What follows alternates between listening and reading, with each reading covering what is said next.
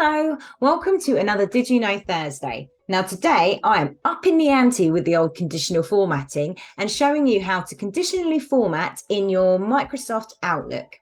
Do you sometimes have so many emails in your inbox, but you know there are some in there that are really important and you would love it if there was a way to flag them? Well, here's how. Okay, so the first thing you need to do is select View from your top toolbar. And then you want to click on View Settings. And then we're going to look for conditional formatting because that's what we're doing today. Now these are a list of all your automatic conditional formatting, so don't worry, we're just going to add a new one.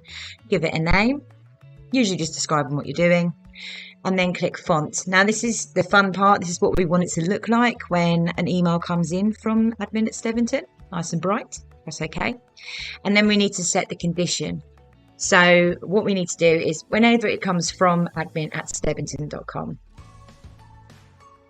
There's so many different types of conditionings you can do, so it's always worth having a little look around so you can have it for whatever happens.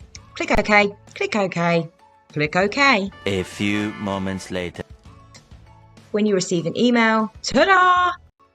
I love conditionally formatting everything in any program I can find. And it's really helpful and useful, especially when it comes to inbox management.